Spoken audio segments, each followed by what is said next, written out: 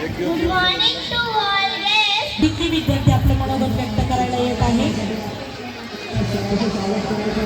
भारतीय इतिहासात तो दिवस अमर झाला. भारतीय इतिहासात तो दिवस अमर झाला. आज 15 ऑगस्ट आपला भारत देश स्वतंत्र झाला. आपला भारत देश स्वतंत्र झाला. आदरणीय व्यासपीठ, प्रिय गुरुजन वर्ग आणि येथे जमलेले माझ्या सर्व बालमित्र मैत्रिणींनो, सर्वांना माझा नमस्कार.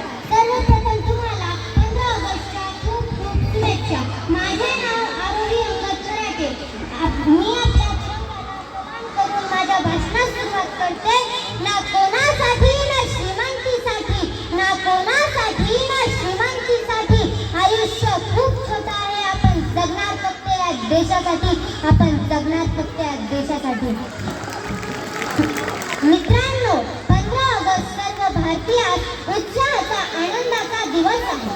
15 ऑगस्ट 1947 रोजी आपला भारत देश इंग्रजांच्या गुलामगिरीतून मुक्त झाला. म्हणूनच हा दिवस सुवर्ण दिन मानला जातो.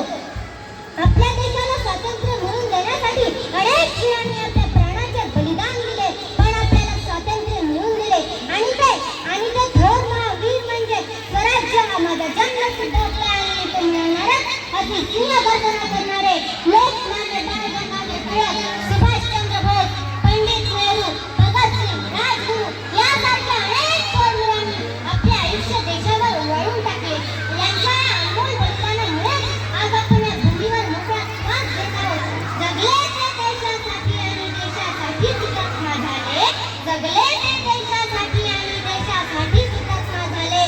नमन त्या शूरवीरांना ज्यांनी भारत मातेला गुलामगिरीतून मुक्त केले, ज्यांनी भारत मातेला गुलामगिरीतून मुक्त केले. आजच्या या शुभ सर्वत्र उत्साहाचे वातावरण असते.